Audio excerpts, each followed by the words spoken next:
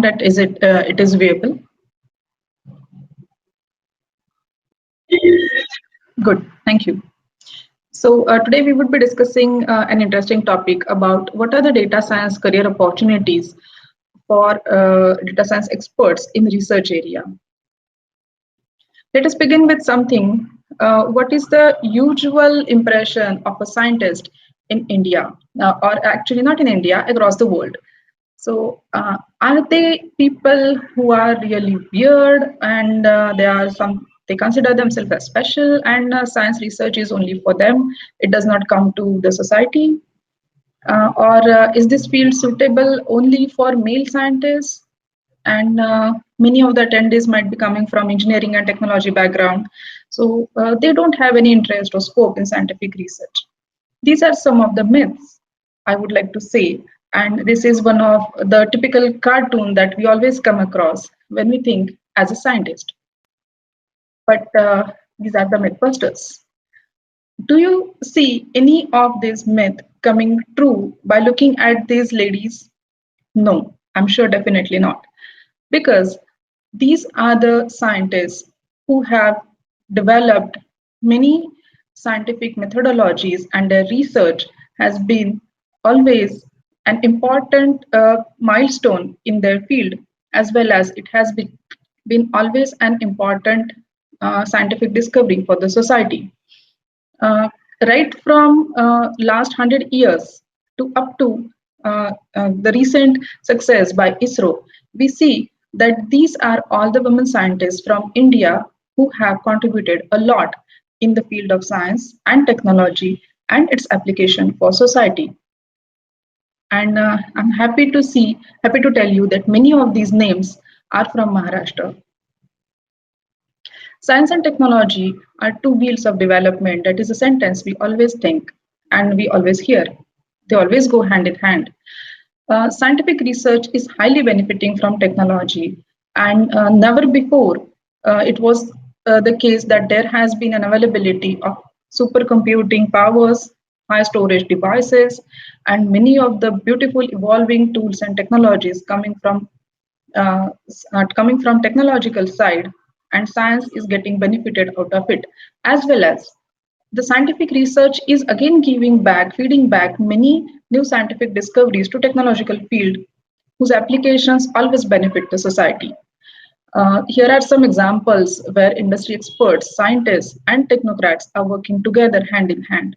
For example, ISRO, DRDO, that is Defense Research, and then LIGO India is the Large Interferometer Gravitational Observatory, which is coming up in India, that is at the heart of Maharashtra, and Ayuka is one of the leaders in this project. These are some of the examples where scientists and technocrats are working hand in hand, and science and technology are going together. And as Sucheta mentioned at the beginning, COVID-19 is actually the time where globally there is a amazing cooperation between experts in science, technology, and social studies. This all is helping the whole society, the whole world, to unite against the coronavirus. I can give my own experience that as the scientists from Pune is a knowledge as well as science hub in Maharashtra and in India.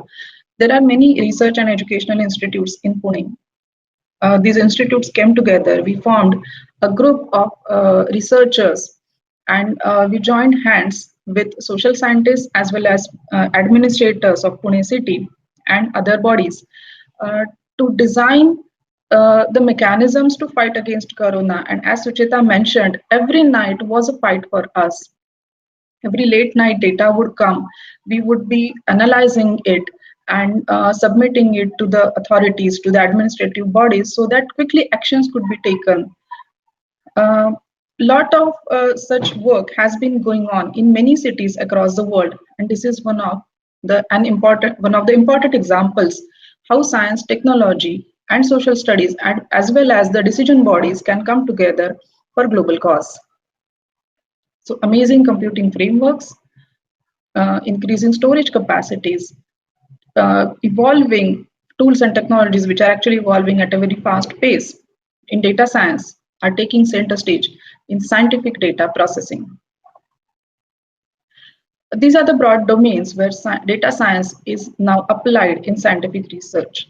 Many of the attendees may have academic background and they might be working at some universities.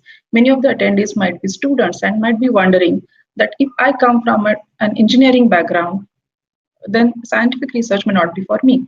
But actually, that is not the case, as we have seen in the Mythbusters. Basic sciences have applications of data science in all major scientific domains for biological sciences, chemistry, physics, maths, earth and environmental sciences, and all. We would be definitely taking a case study by described by Devaki Kelkar. She would be working. She is working in healthcare sciences, and she would be sharing her thoughts about it. Humanities and social sciences. When we think about social sciences, many of us may have a misconception that it is only history and geography. Actually, it is not the case, but many other domains come under social sciences. And we have seen in recent times of COVID that the studies of social sciences also helped the epidemiologist to understand the behavior of people in different places and how the spread of the coronavirus would be. Huge data was made available through different resources to these people, and they have analyzed the patterns of data, patterns of the spread. It helped the society like anything. There are interdisciplinary sciences like aeronautics, astronomy and astrophysics, nanotechnology, and many other health science related domains, as well as pharmaceutical sciences, oceanography, and importantly, agricultural sciences. All these are interdisciplinary sciences, and they have ample of opportunities for data science experts, where this data coming from different backgrounds, different resources, it needs to be curated, collated, and analyzed for the scientific research. And of course, for engineering research and industrial research, there are definitely many opportunities. But it is usually seen that a data scientist usually comes from background of engineering or technology and is working together with pure science scientists. So there are definitely some challenges faced by data scientists in research. And many of these problems even I have faced because I don't come from a pure science background and I come from a technical background. And of course, some of these challenges were also faced by me. First and foremost thing is requirement of domain knowledge. For example, an engineering person or an MTech person coming from technical background and is working with an oceanographer, then definitely this person is not having knowledge about oceanography or not sufficient knowledge about oceanography.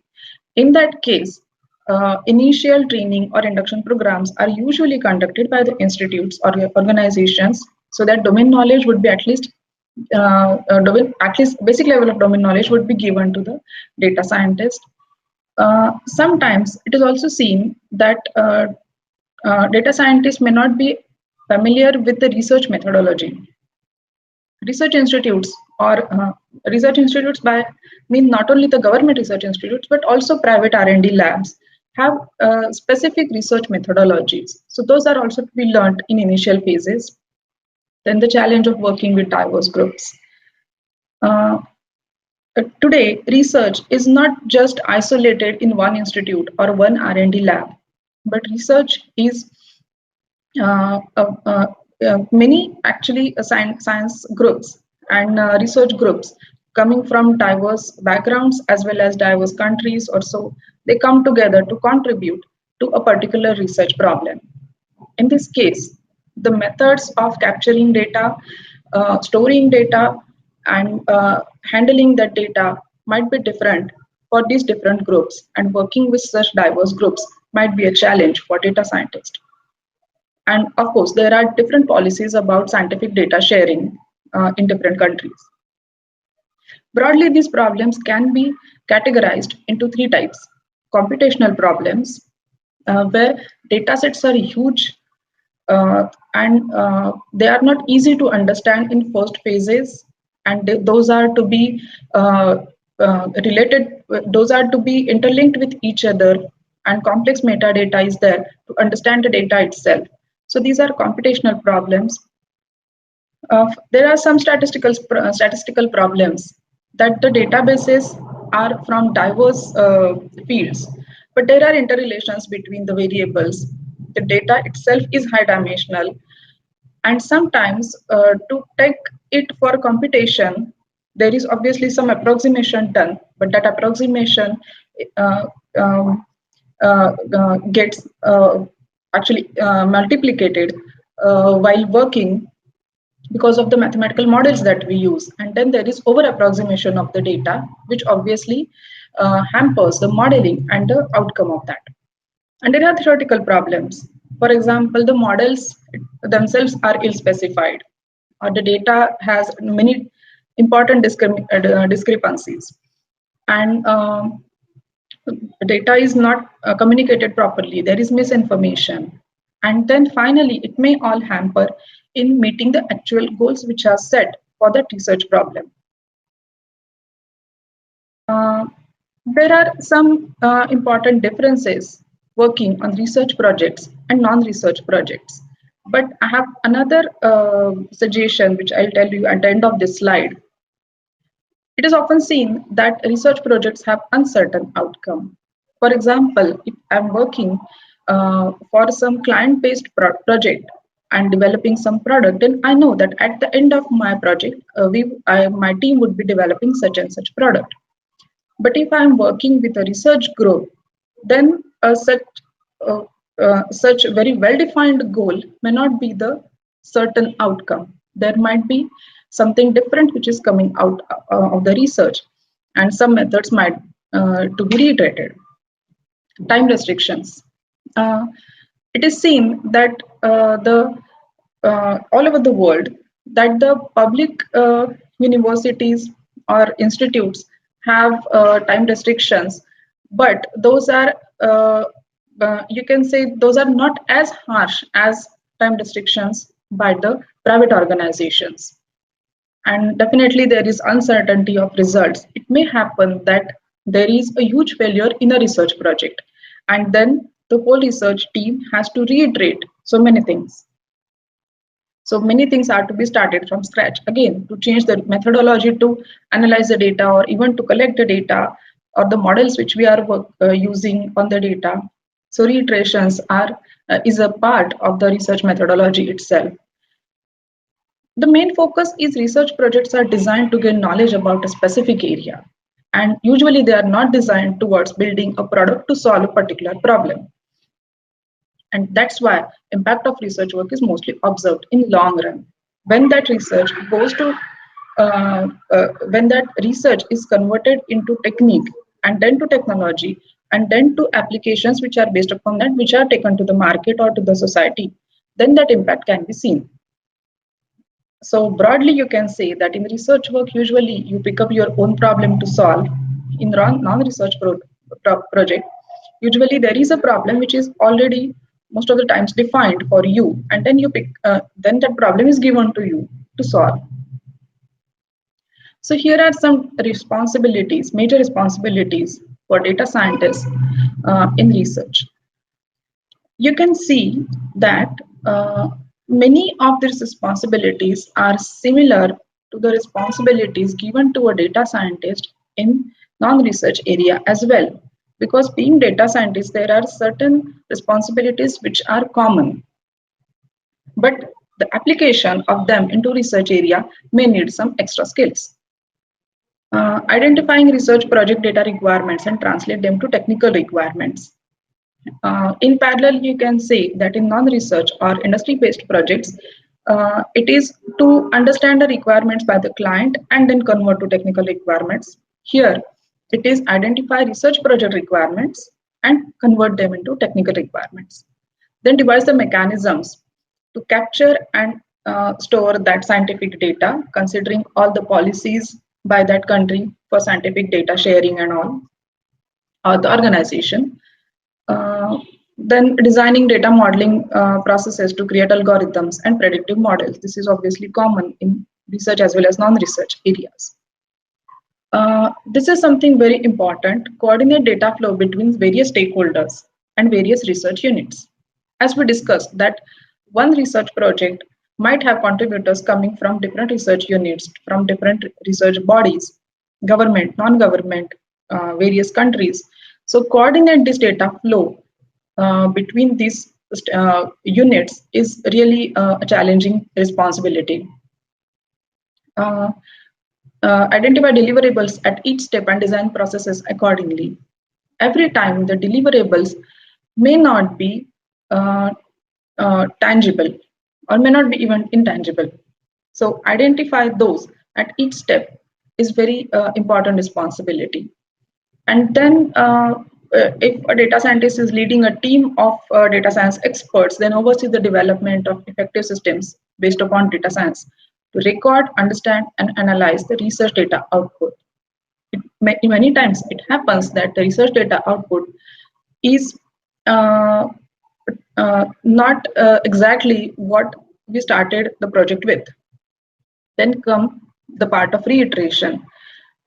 But the data science team usually takes this challenge and reiterate many modeling techniques, as well as if there are any initial inherent discrepancies in the data, then those problems could be highlighted and all, and then the development can be refined. And obviously at the end, generate data reports and analysis and communicate this with discuss this with the science background people who are the basic science experts in the research team, and then their domain expertise and the expertise of data science team together generate the report and analysis which is meaningful and useful for the society. These are the usually found roles for data science experts in research. In the audience, I'm sure there are students who might be at the last year of their graduation or post-graduation or so, and they might be looking for opportunities for data science experts in different fields. So I'd like to suggest them that data analyst, data scientist, and I have noted down a few other roles. These are important keywords which you can look for while searching for suitable jobs for you, even in scientific research domain. As you know, data analyst, data scientist, these are actually the people who may have certain years of experience, or they may actually devise the methods to come up with the modeling techniques and then how to take it forward to predictions. Then the database administrator, data engineer, database developer, these are the roles where it is expected that they would devise the mechanisms to capture, store, and curate the data, and to design the whole database system, which would be having data in required format, and then this data would be used for analysis. Then there are AI ML expert. These are the people who may have more experience in AI and ML techniques, which are to be applied on the data. Here it is assumed that the data has been already curated and it is already been made available up to the level where AI and ML algorithms will use that data. Then these are the usual roles of research associate or technical associate. These are broad headings. So a research associate in data science for physics, this might be the actual role, or a technical associate for data science for XYZ project. So these are the usual titles which are used in the research area. When we talked about, I have some examples for these roles. I think that might be the next to next slide. The importance of domain knowledge in data science is it is actually having many meta questions listed under it. As you can see, that data science is the heart of this Venn diagram, then the domain expertise is occupying a lot of important area in this. Actually, these are some of the questions listed here, and one of the experts in this area coming from Harvard Data Science has listed down these questions because it is known and it is accepted that domain knowledge is very important for data science. But when a data scientist comes from a different background and comes with expertise in data science, then should that data scientist learn everything in this domain where her knowledge is being applied? So actually, that is not expected. I mean, a data science expert cannot be as competent in, say, chemistry as a chemist would be. But there has been a huge overlap where the data science lady would be working with the chemistry scientist, and lot of knowledge has been shared between them. So there are not definite boundaries that she should know 25% or she should know 50%. These are not such set boundaries. But it is important that over the time, the data science expert gets good knowledge of domain where she should know that the methods from data science which I am applying for this data set, what is the outcome? And is the outcome meaningful or not? I can give you an example. One of my students was working with me last year, and she has joined a private organization after she passed out. Now, she was not having any biology background, but the organization where she has joined is having a lot of work related to biological domain. So obviously, for first few months, she would be studying the terms, the glossary, and the key concepts from that, which she would be directly applying in her data science methodology, which she is going to apply on the data. So it's really important to have that. And the data scientist should take the challenge that maybe research domain, maybe non-research domain, but I should give some time for my homework to understand the major concepts in domain. The major difference I would like to say is scientists are more towards gaining and sharing new knowledge or insight in a particular area, where the engineers are motivated by building tools, machinery, and the frameworks to solve problems and to improve the workflows. So actually, these two bodies are feeding to each other. The skills which are needed are listed here. Most of you are already knowing that these skills are required and might be taking training into this, or might be deciding that I will get training for such and such thing in my upcoming future. But I would like to more emphasize on the skill sets which are needed.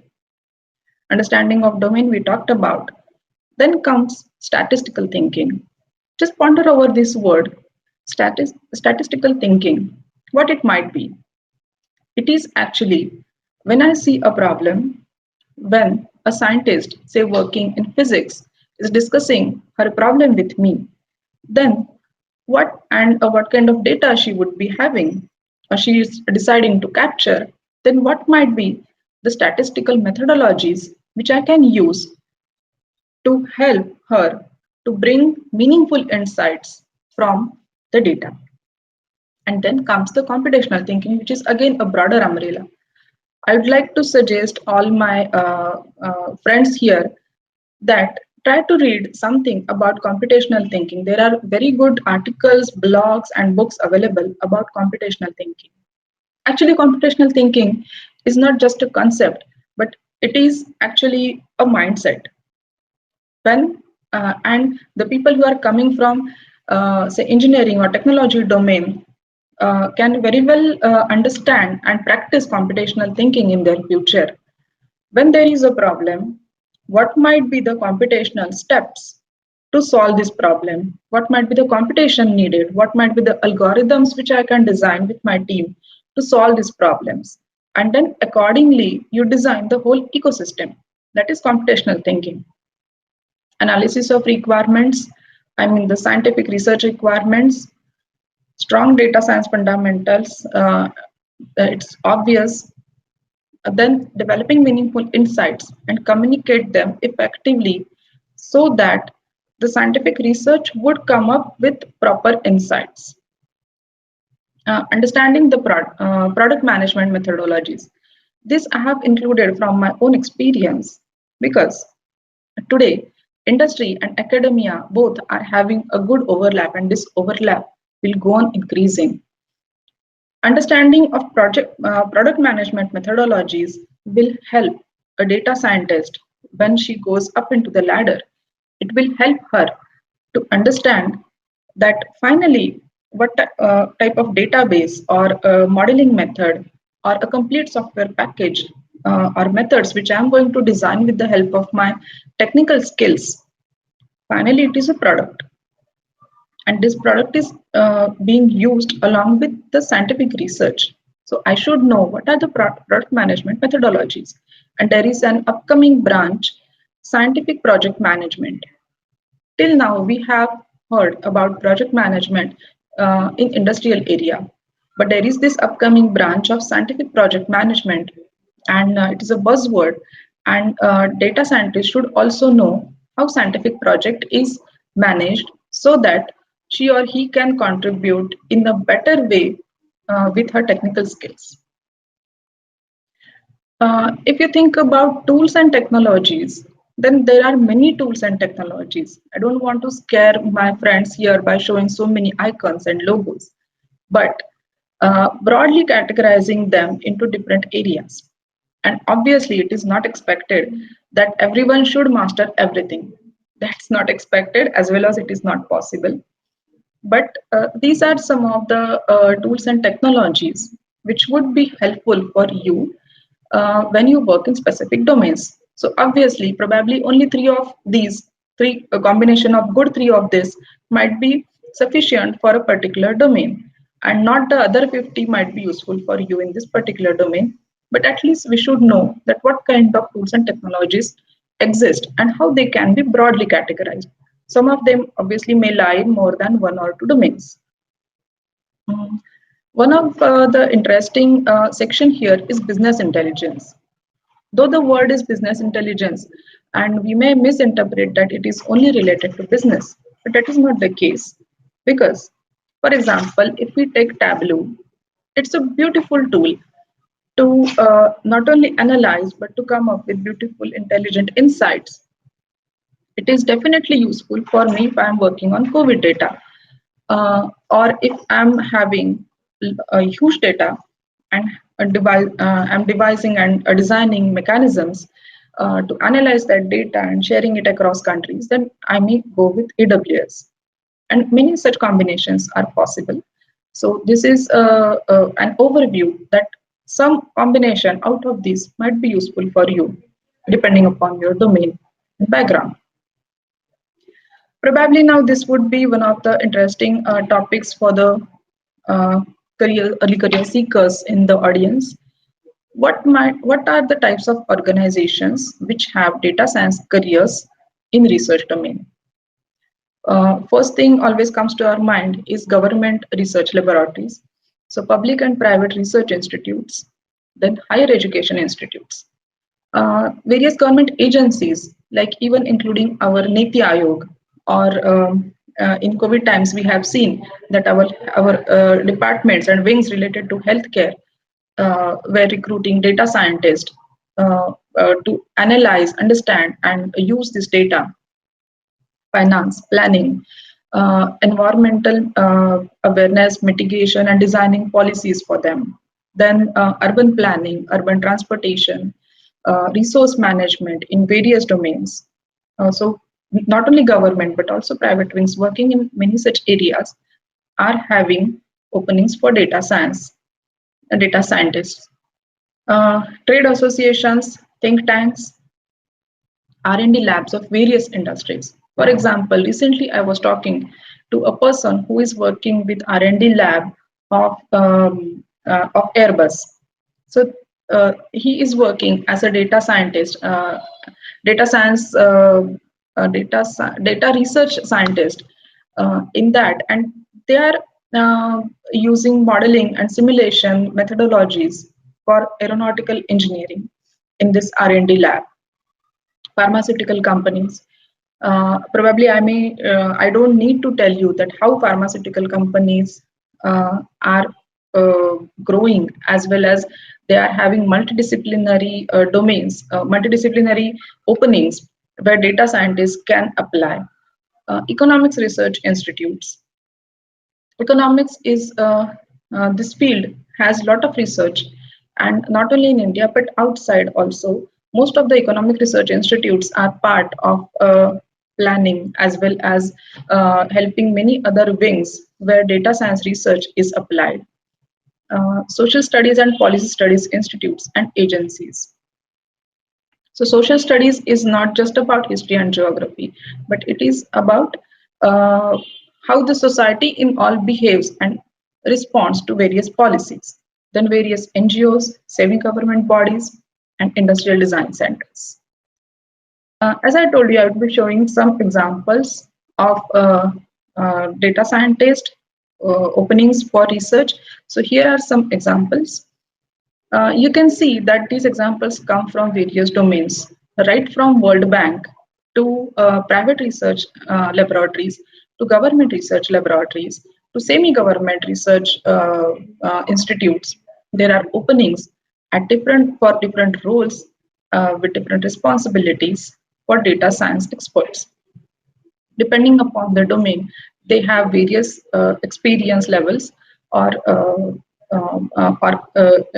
what we can say skill sets. But there are hundreds, not only hundreds, there are thousands of such openings. Yeah. So I would be at the end of my presentation by telling you the pros and cons in research career. For any career, there are definitely some pros and cons. For research career, also there are some pros and cons. For pros, it was the case some years ago, say 20 years ago, that research field was not paying as compared to the industries. But now that is not the case. If we take example of India itself, the research institutes are also paying well. Not only government but also private research institutes are paying well to their employees at all levels. Work-life balance. Year 2020 have shown us that how we can manage work-life balance even if so many things changed, but we adjusted to the new normal. Growth and career path. Yes, there is a beautiful chance for growth in your career, rewards and motivation. When someone tells me, or when the way Sucheta told that researchers in Pune worked for COVID analysis, I consider that is an award. Obviously, there are many other ways where your work has been work gets recognized, and there are many motivating factors. There is again one more aspect to this, that if you are part of a research group and if that research reaches to a certain level, then obviously there are publications, research publications, which carry a lot of importance. I don't have to say that.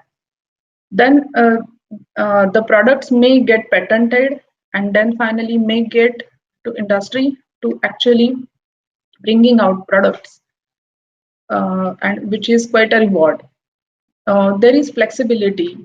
There is obviously this. I have included this to tell my friends, tell my women friends that year 2020 has shown us that probably work from home is good option for those who have kids or those who have cannot go in fixed times but may actually like flexible working hours. Academic organizations have more autonomy to develop research interest, where commercial research organizations and R&D labs of private bodies may have more focus on business priorities and the goals which are set by the business priority. There might be some cons. For example, if you are working in industry, you may actually talk to the client who would be using the technology or the product that you are developing. But in research, that doesn't happen because you are working on something whose fruits can be seen over the time, not immediately. If you are working in a particular domain, say physics or say biology, probably your skill set might be focused to that, and the results can be observed in long span. But having said all these things, I would like to strongly say that considering the increasing overlap between academia and industry, actually after some years, uh, as these people would be working hand in hand, these categories of only research, and only industry, these categories will have diffusing boundaries. There won't be any watertight compartments. And here is the international landscape.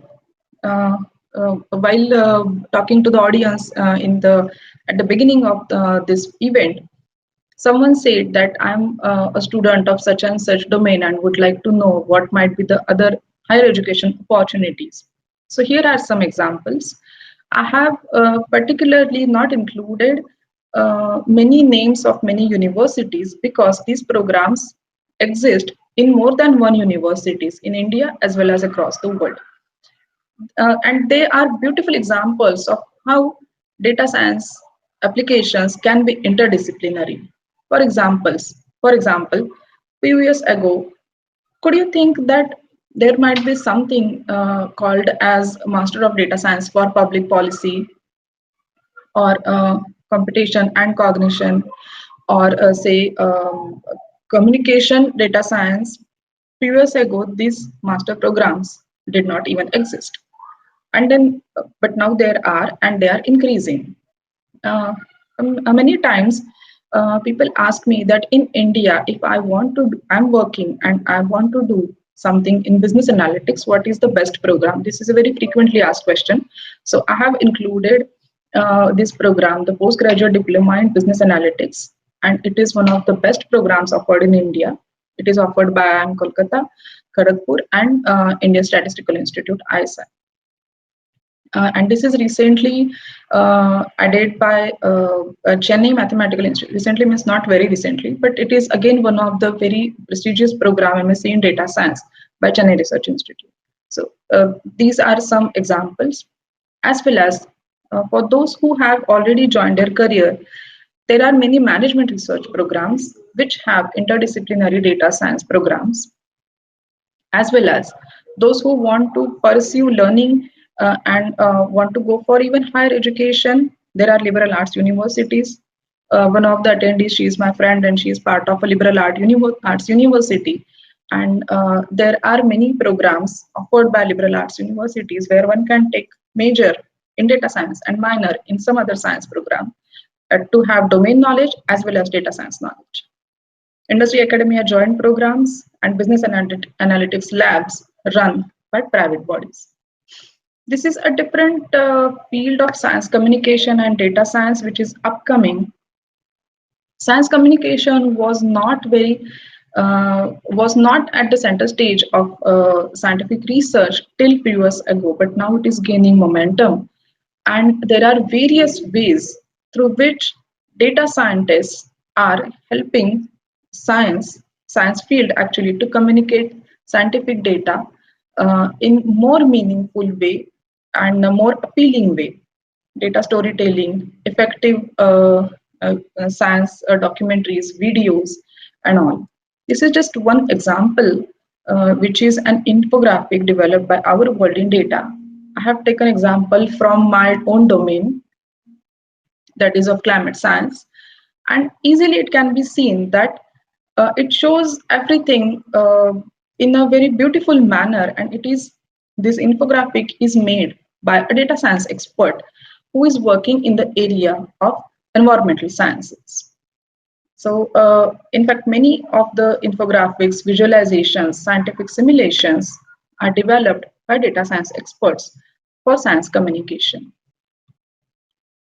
Some recommended readings, I would be sharing them afterwards, and I would like to end my presentation with this. I'm sure you recognize this character, Kelvin from Kelvin and Hobbes. When we say that I'm working with technology, this and that, and now complex problems are being solved by this, we should not forget that all these things are there to make our lives and the world a better place. And we should not forget that there is always a green grass outside my building to go out and play and to enjoy the beautiful life and the beautiful universe. Thank you. If there are any questions, I'd like to answer them at the end of this session, because we would be now talking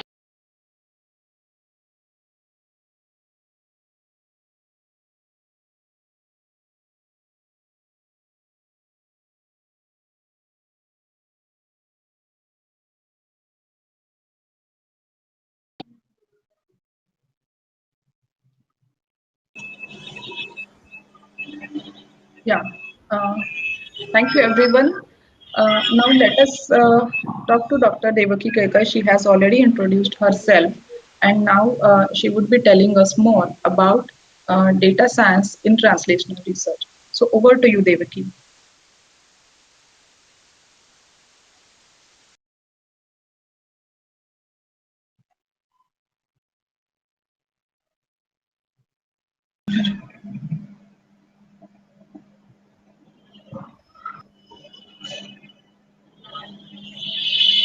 Hello. Hi, Aparna. I think I missed the handover, but I'm back and I'll start my screen sharing now.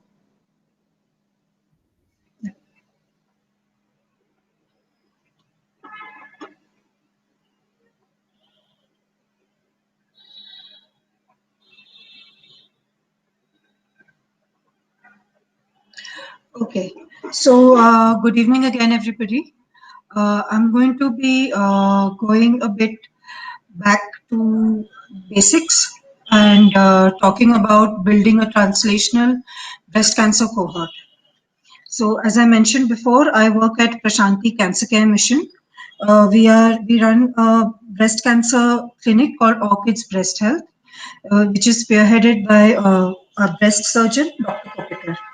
So we have a corpus of about 1,000 breast cancer patients from 2010 to the present. And a lot of this data is consented for tissue sharing. So we have a tissue biobank of a lot of these patients' data, which also I'll be briefly mentioning. And all the data is consented for sharing of the clinical data. So let's start with translational research. So translational research forms this nice little feedback cycle, which goes from the scientific bench to the patient bed, and from the patient bed to populations, and from populations back to the scientific bench with crosstalk. So as I mentioned before, I come from the scientific bench doing basic research in proteins and protein folding, and trying to do what they call blue sky research, which basically comes from the scientific bench and goes off into the sky, possibly never to return again, but you never know. Basically enriching the sky, and something will come back one day. I was introduced to doing more patient-oriented research when I started working on databases in 2014. And I started with Prashanti in 2018 to help them build a patient breast cancer database, which would go from the patient bed back to the scientist bench. And I started working with Dr. Madhura Kulkarni, who had just joined PCCM, Prashanti Cancer Care, and IISER Pune. So when can molecular studies which occur at the scientist bench go to a clinic? So the molecular studies should have either a prognostic value as a marker. That is, they should be able to identify patient sets who will have a particular disease outcome. Either they identify patients who will do well with the disease. So in the case of a disease like cancer, identify patients who maybe not recur within the first 5 years of getting the disease. Or they identify patients who will not do well. So you know that these are patients who will need the most aggressive treatment, because even if you see that they are not recurring, they will require very careful monitoring, because they could recur. The probability of recurrence within the first 5 years is extremely high. So the molecular study could identify markers, or it could identify an actionable target, which can then either be targeted by known or new drugs, and these drugs will obviously then should have an effect on how the disease progresses. So in all of this, the first step is showing that the gene or the protein that you're interested in, it has some different expression in patient samples, or in at the cellular level in cells which show different phenotypes, But at the end of all of that, you still need to be able to show it in patient samples, and that the patient samples are associated with specific patient characteristics. By that, I mean clinical characteristics such as how long did the patient live, what kind of disease did the patient have, how aggressive was the disease, what kind of disease events did the patient experience. And these, of course, go from a specific patient to the population level, because that is where you will get any statistics, and then it feeds back to what is happening at the bench. So to do this, the most basic requirement is a data set of patient clinical data.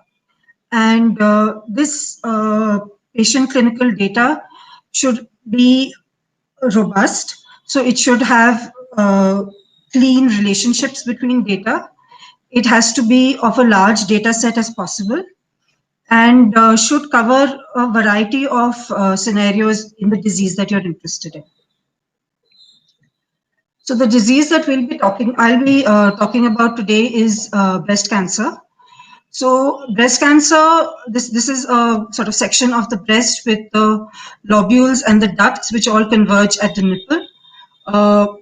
Breast cancer is most often seen as an invasive ductal carcinoma. So it is develops in these cells within the ducts of the breast, and these cells invade the lumen and invade the breast tissue. Then there is lobular carcinoma, which develops at the lobules at the termini of these ducts. And then there are in situ carcinomas, which will never invade out into the breast tissue. So the in situ carcinomas are sort of risk factors for for invasive carcinomas, but are not considered cancer. So invasive ductal carcinoma, or IDC, forms about 80% of all breast cancers studied. So these are types of cancers as seen through histology, or that is the study of tissue.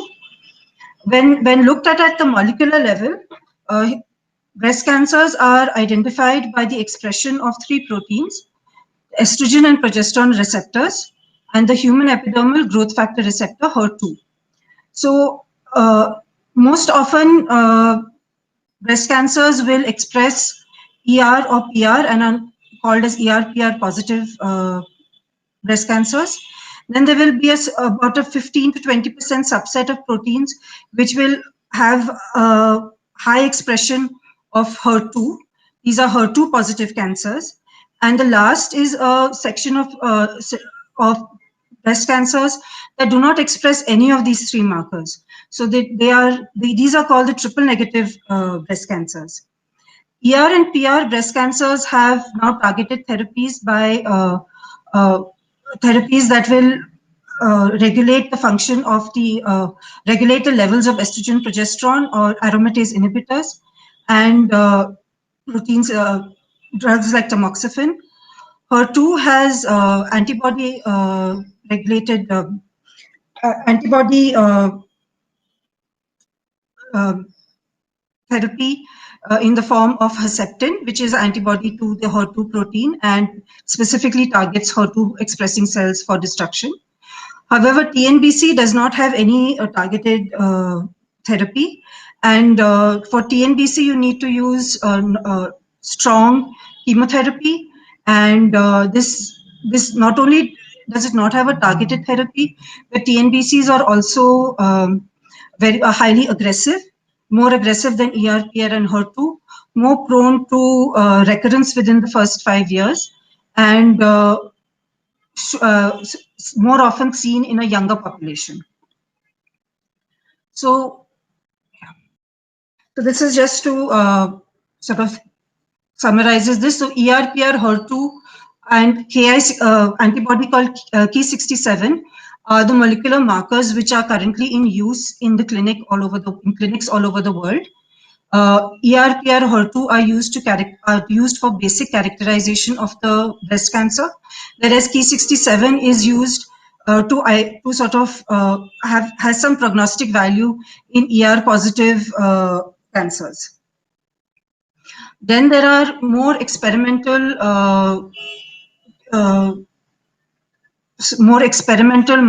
markers used, which are more in use in the West and are developed mainly for ER positive disease, such as Oncotype DX, second generation signatures like Prosigna, mutation analysis of germline mutations like in PIK3CA and BRCA, which is also often done here. But germline BRCA mutations then have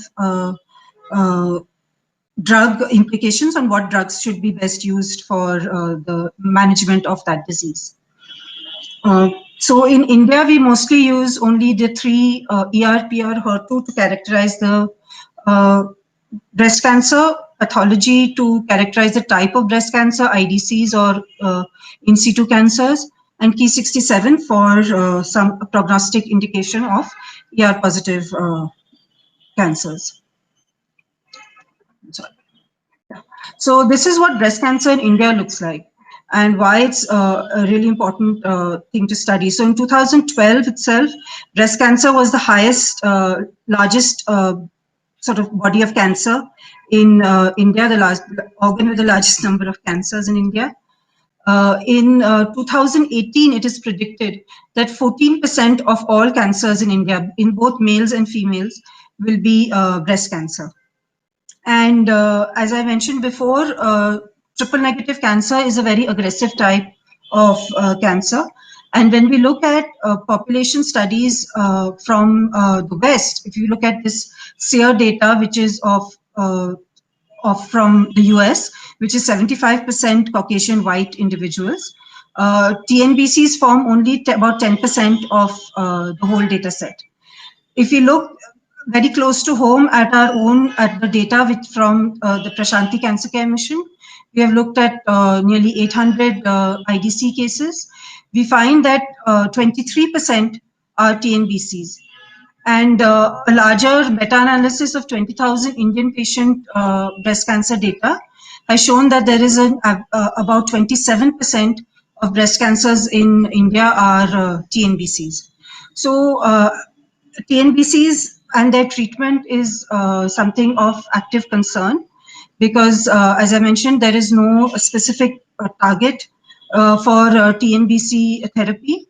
TNBCs are aggressive. They appear most often in younger patients, so that's patients below 40 years of age, and recur more often. So,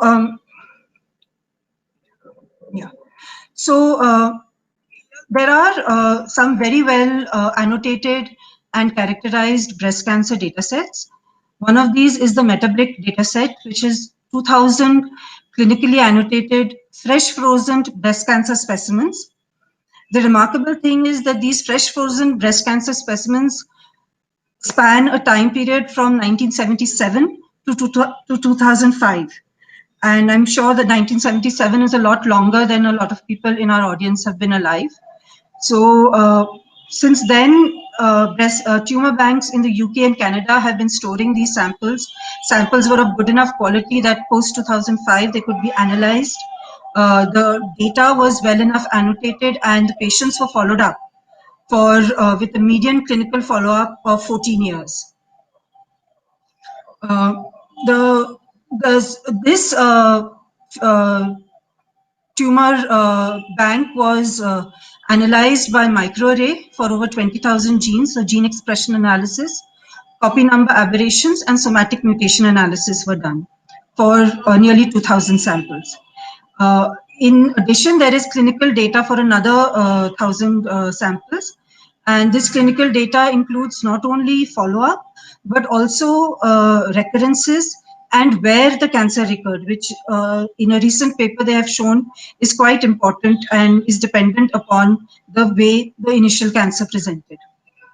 The TCGA breast cancer data set is another data set of over 1,000 cases with clinical data, sequencing data, expression data, copy number variations, and methylation data. The TCGA data set is part of the larger effort of the Cancer Genome Atlas, which was funded by the NIH, and therefore contains tissue from multiple sites all across the US. This tissue is in the form of formalin fixed paraffin embedded tissue, which is the tissue which is obtained from pathology laboratories after they have done their initial diagnostic testing. These tissues again date from 1988 to 2013, which is again is a very long time span. At present, the TCGA dataset has a shorter follow-up time period. These are some of the sort of broad points which the Metabrick clinical dataset covers. So it goes from the characterization, the molecular characterization of the tumor, to its physical characterizations in the pathology lab, from the tumor size to how many lymph nodes were infected, to the more population level study of what is the overall survival time period, the age at diagnosis, menopause status, and treatment variables. The Prashanti Cancer Care Biobank at present, so we recently did an analysis, has 434 tissue deposits of IDC tissue, and 82% of these are with follow-up. These come from a larger cohort, as I mentioned, of about 1,000 breast disease records at Prashanti Cancer Care, 800 of which are breast cancer. So to capture the breast cancer data, we had to follow the breast cancer patient flow in the clinic. So the patient flow starts with registration for when the patient first visits. They are assigned a medical record ID and a file ID. Patient history is taken in terms of demographic, reproductive, medical, family history. Then the patient is diagnosed. Diagnosis is by examination by the surgeon, imaging, so radiology, mammograms are taken, ultrasounds are done.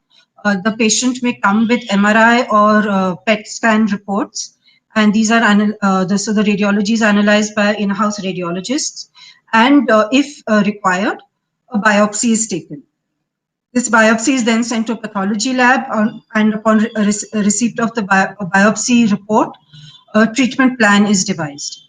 The treatment plan may include neoadjuvant therapy. Neoadjuvant therapy is therapy given to a breast cancer patient prior to surgery, and adjuvant therapy is chemotherapy given to a cancer patient after surgery.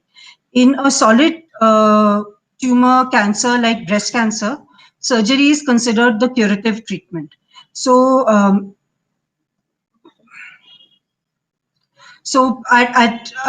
if you want to consider a breast cancer patient disease-free, they're disease-free on the day T0 is the date of surgery. And after surgery, they will most often undergo radiotherapy and or chemotherapy, which is adjuvant chemotherapy. They will then come for regular follow-ups. The follow-ups, of course, again follow all these treatment, all these modalities. So the follow-up will include a clinical exam, tests, which could be imaging, PET. If anything suspicious is in this, they will go through biopsy.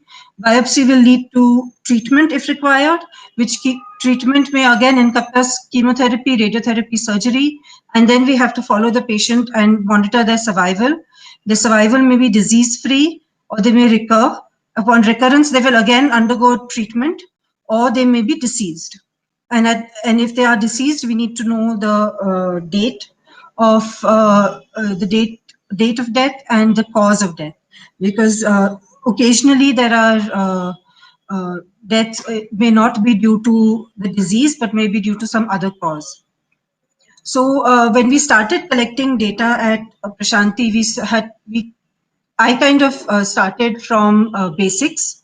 So we started with the patient file and with obtaining consent from the patients, both for our biobank and for collecting their clinical data. So we had updated their consent that it would now be part of a database.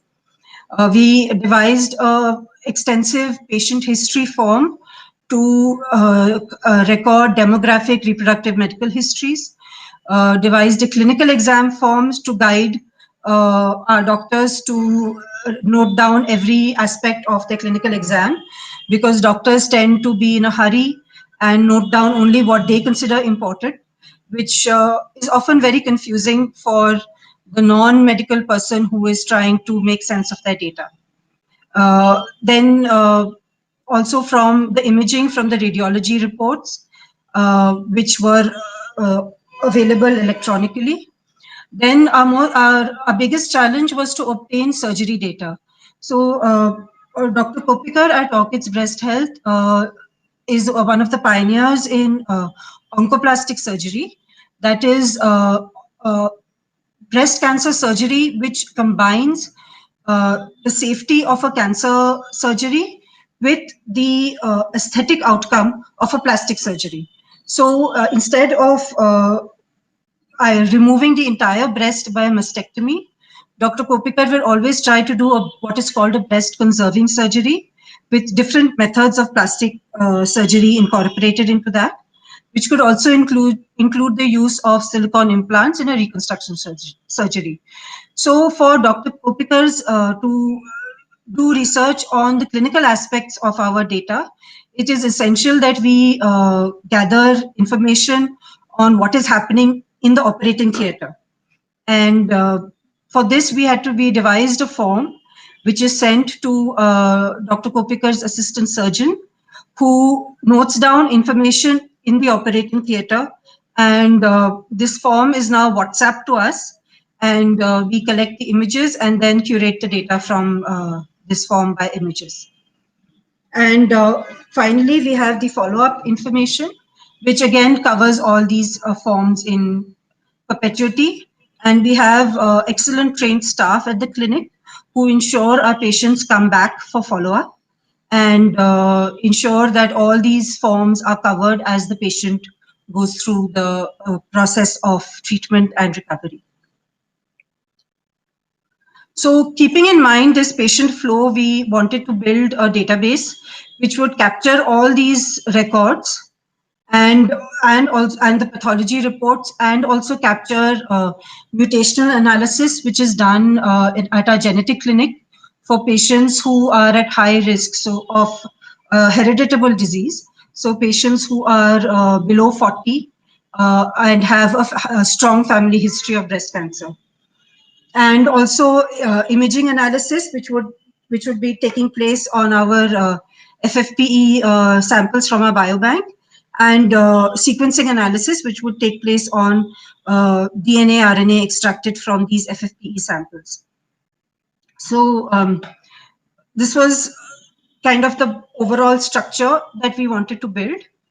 So since we already had a lot of data starting from 2010, and this is 2018 that we are working on, we wanted to get in as much data as quickly as possible.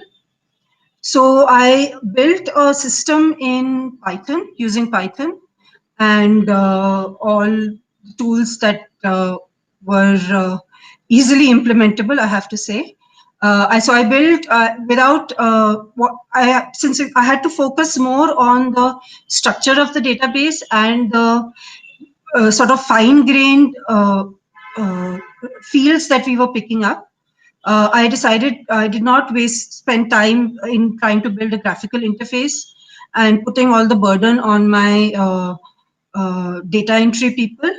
And I used a command line interface using a simple yes/no questions for many fields, or a list-based data entry system. So I created a vocabulary for each field, and the data entry person was only allowed to enter data within that vocabulary.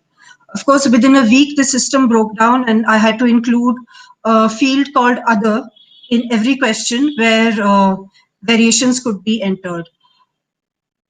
So this is just an example of data entry into the radiology module.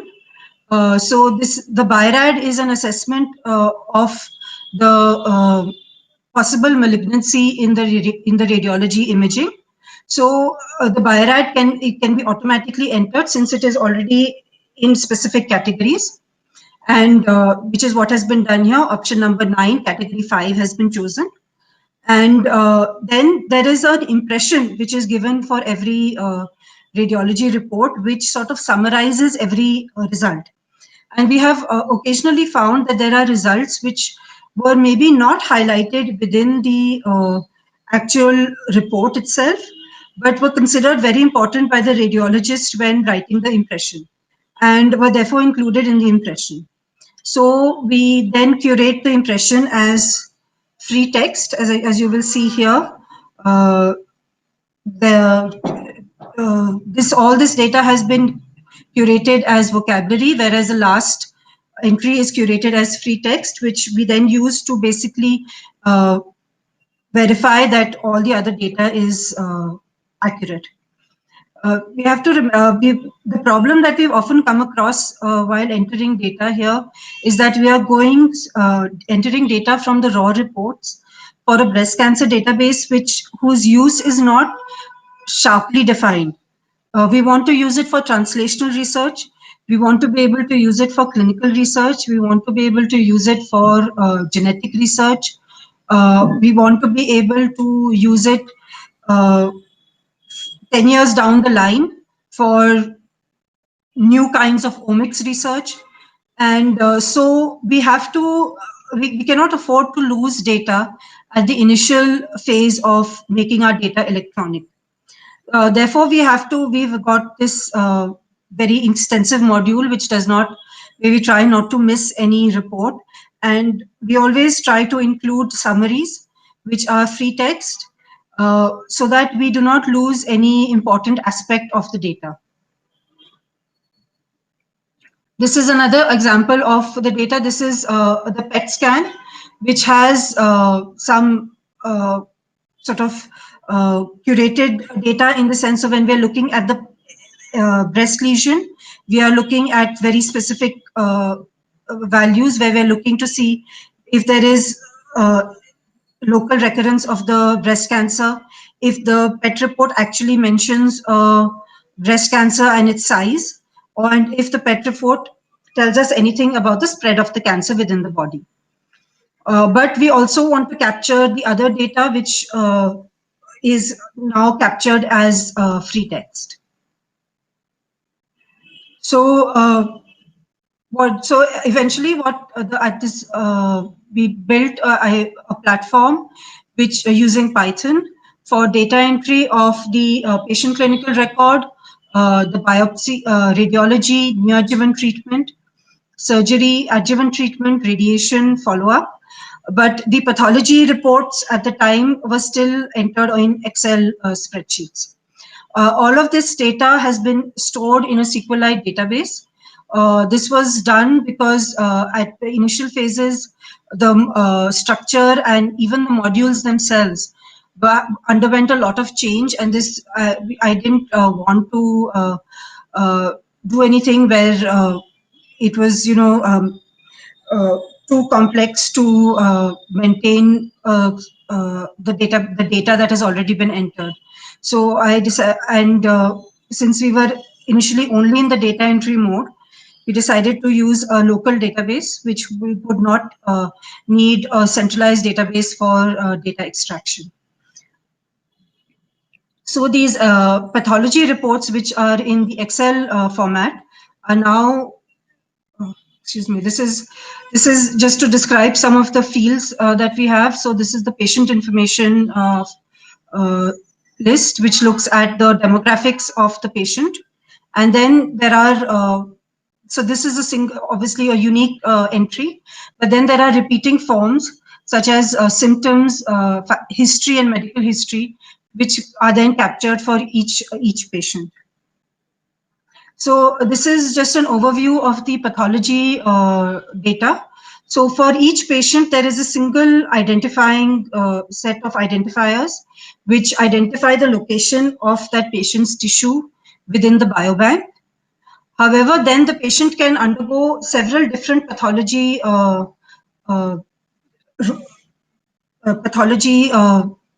tests, either at biopsy. This is for biopsy. These are the ER/PR HER2 marker tests, and this is at surgery. So these tests themselves can be at different sites, and often patients come to us from outside. The tests are then reviewed by the laboratory that we trust. So each test may have more than one representation in the database. So this was represented by a linear Excel sheet, and we are now in the process of putting it into a database with multiple tables of the same type to represent all what was initially a flat structure into a relational structure. And moreover, the pathology is one point which will be repeated for many, many patients. If the patient has a possible recurrence, the pathology will be repeated. The pathology could stop at the biopsy level or would go on to surgery, and the patient may have more than one recurrence. So all of these records are then tied to a single identifier. And all this data was initially has been curated for 672 patient block series in Excel format, and this is our retrospective database. And currently we are mapping these to convert the existing Excel sheet to a database structure.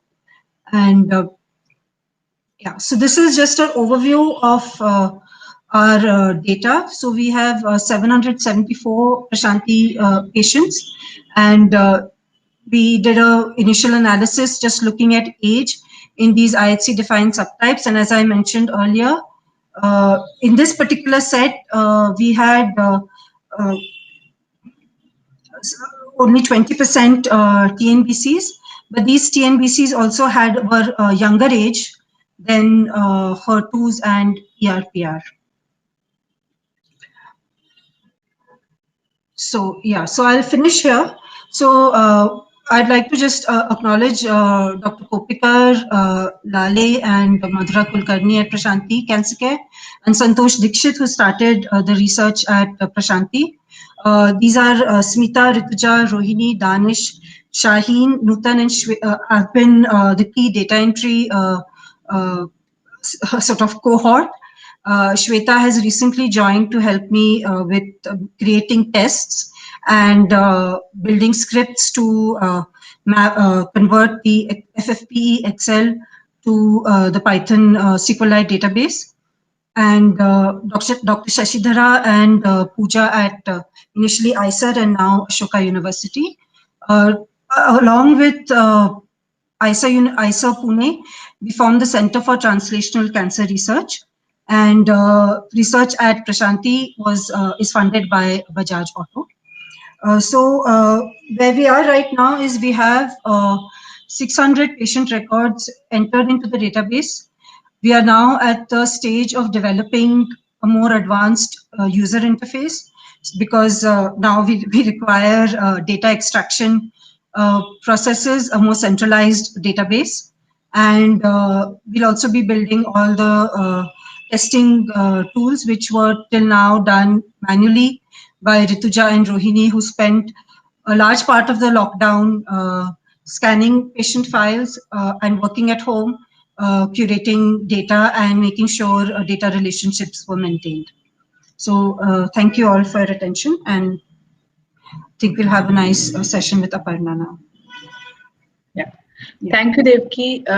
It's amazing to see the in-depth research which is going on for cancer research. And we are really very much impressed by the work that you and your team are doing. Devaki, there are actually many interesting questions from audience. So I think we can start with the questions. Is that fine? I have one question. How do I stop the screen share? Okay, I see it. Yeah. You got it? Okay. Yeah. So there is a question. Have we considered taking this data to a more stable and robust data?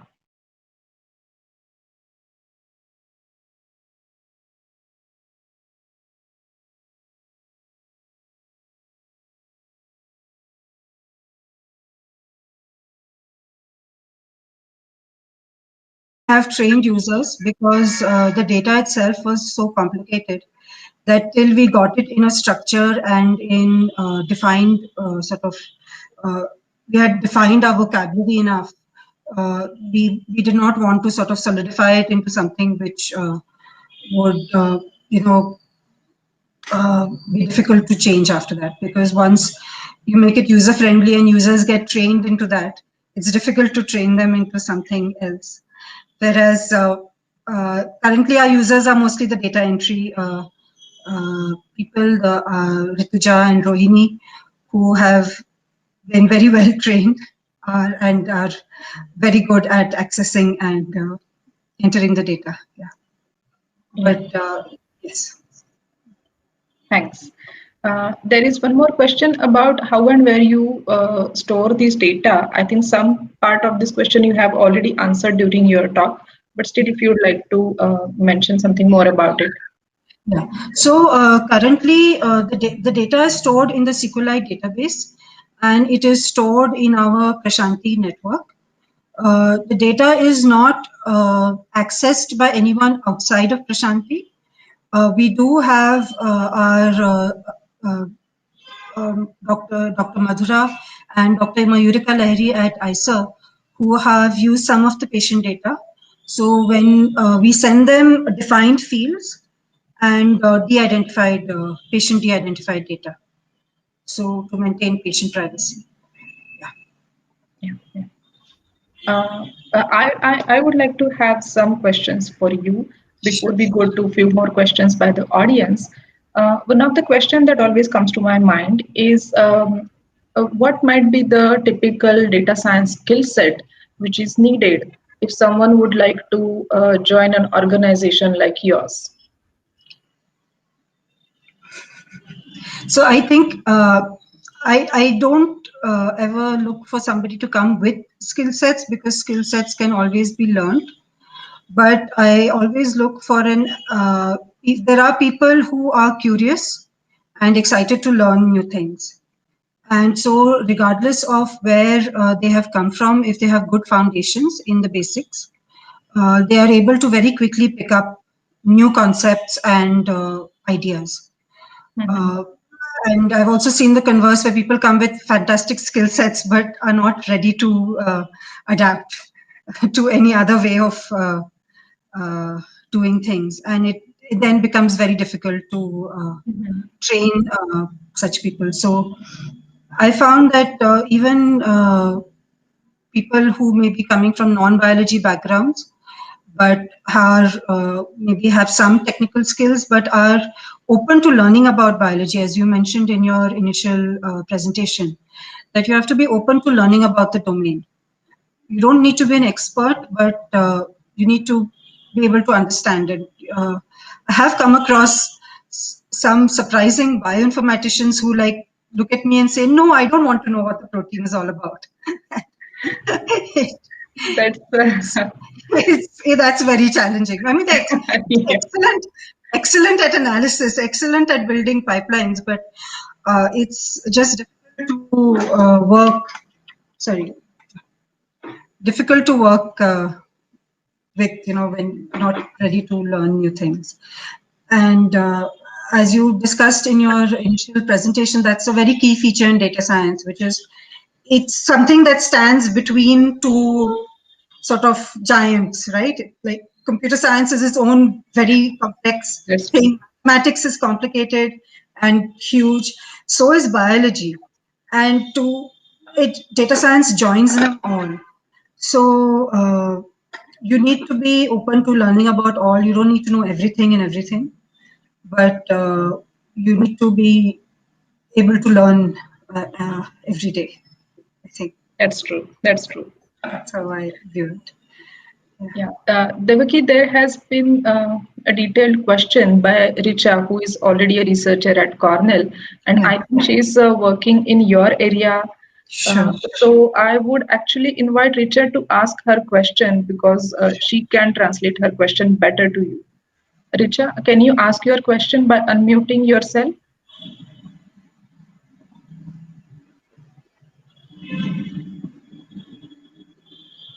Richa? I think Aparna, she needs to raise a hand. Then I will. There is a raised hand. I think there is a raised hand. I Okay.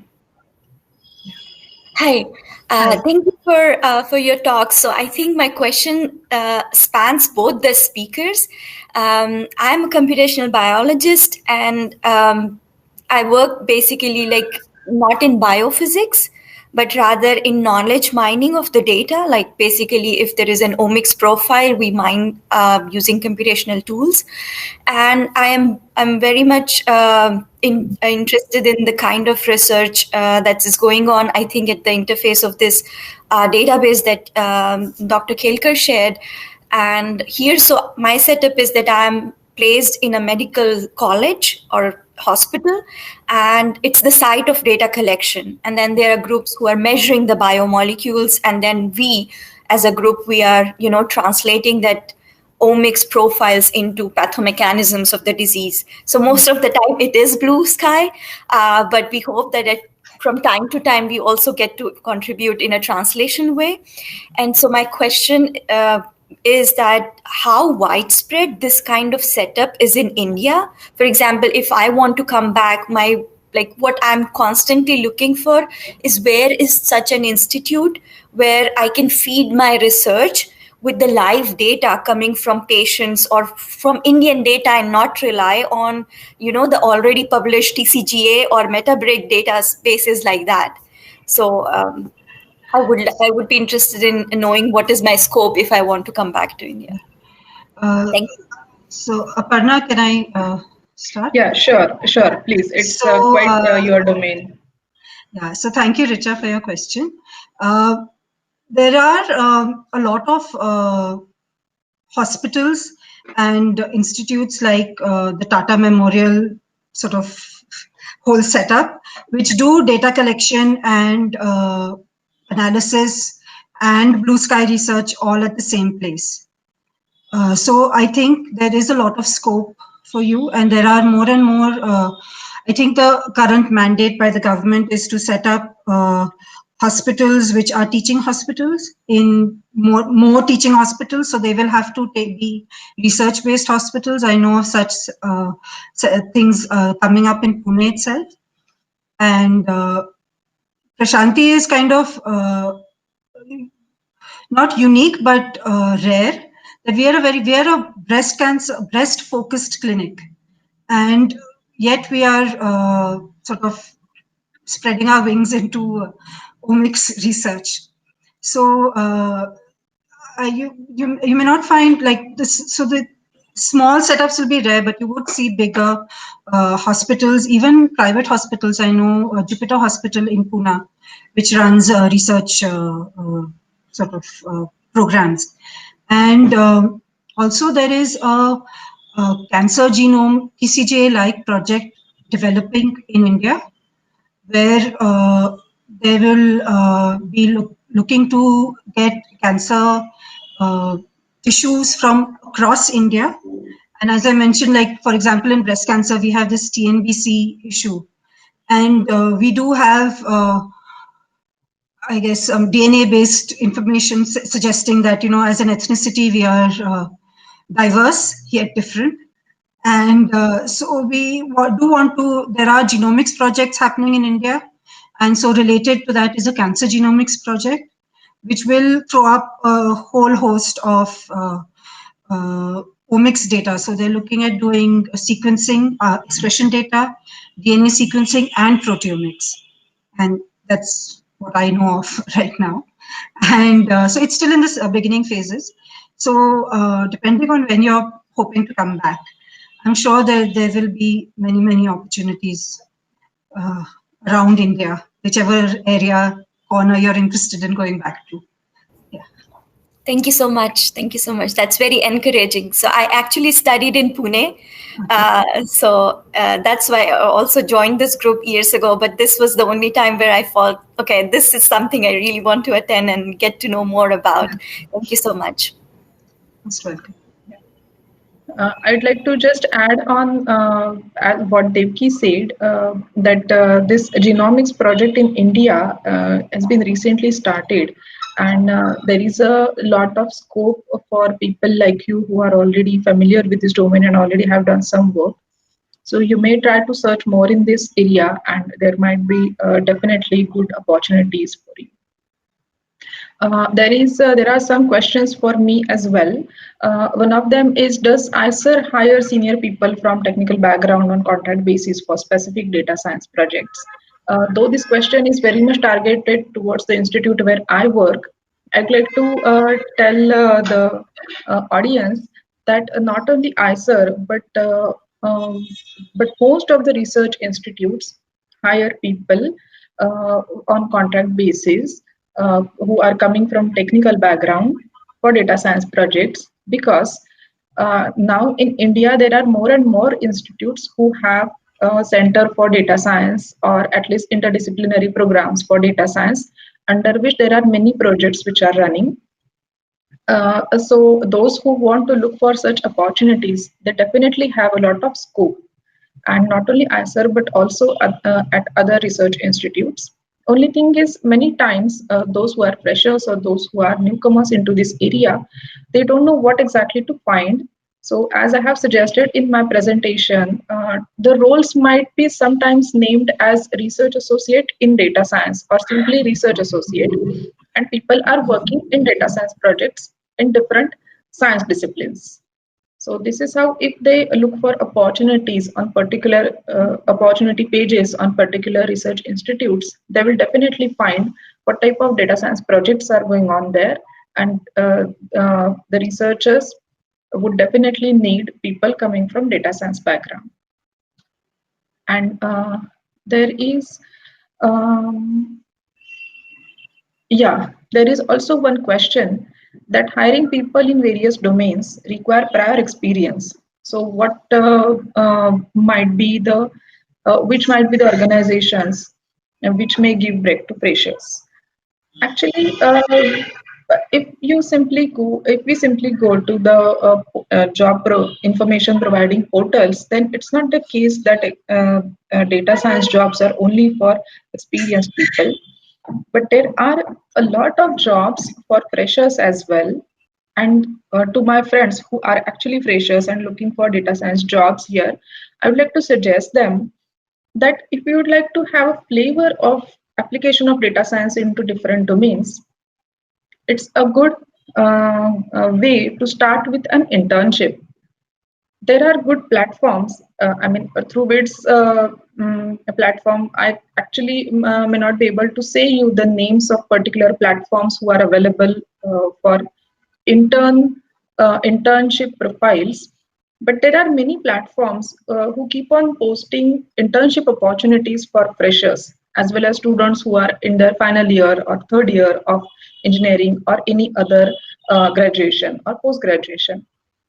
Having, say, 3 months, 6 months, or 1 year internship actually gives a flavor to these students, these freshers, that what kind of work is there as a data science expert for me.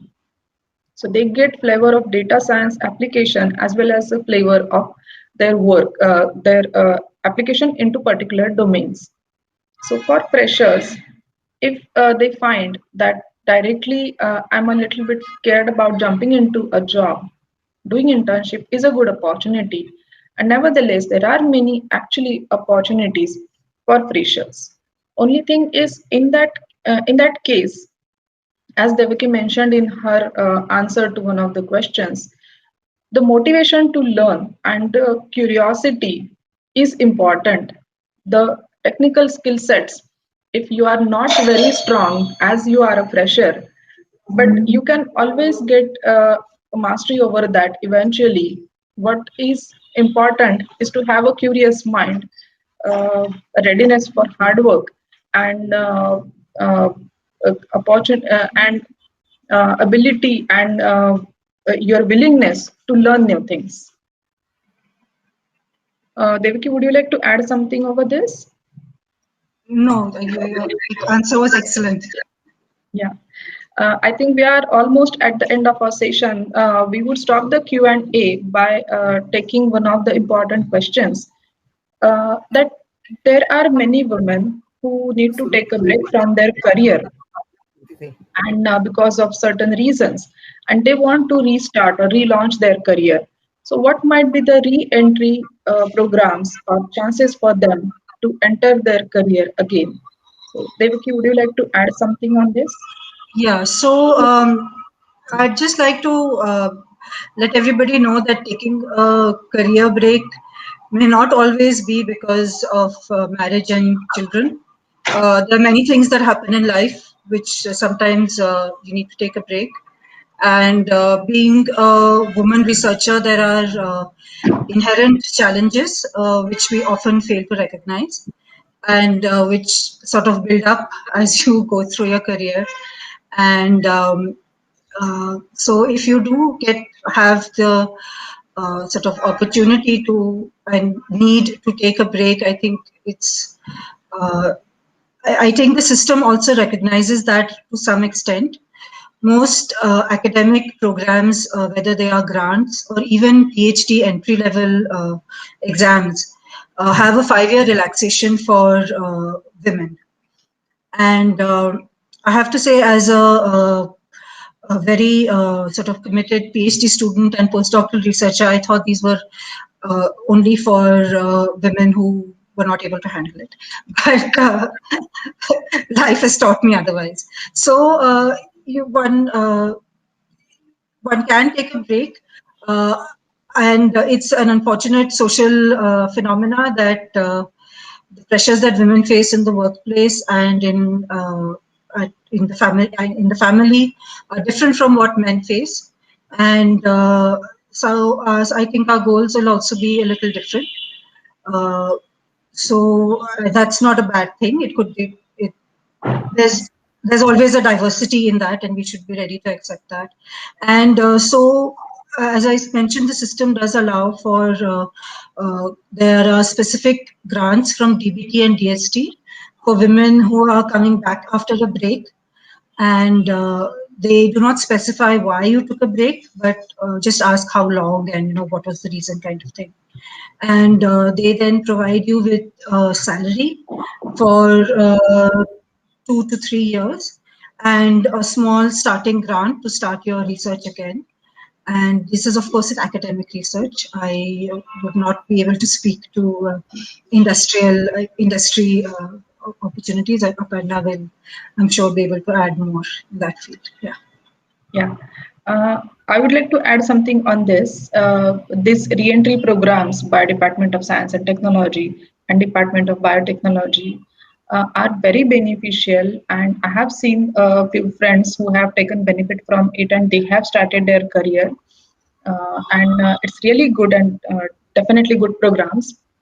Second thing is not only government agencies but also private agencies have started considering that this lot of I mean this potential women workforce is out of the work because of personal reasons, and this workforce is available and they are not able to utilize it because of that they had break in career.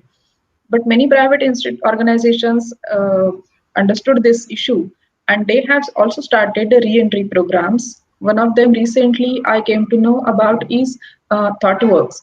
I think as well as Persistent, Tata, and a few other names I recently heard that they have also started with the re-entry program for women.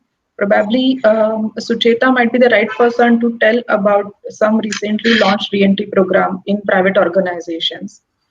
From my side, I would like to thank the audience, thank WITS Pune, whole team, the team of volunteers who are behind the curtain and working day and night for these events. So it was a great experience to share thoughts with all of you. I'd like to stop myself here and thank you everybody and hand over it to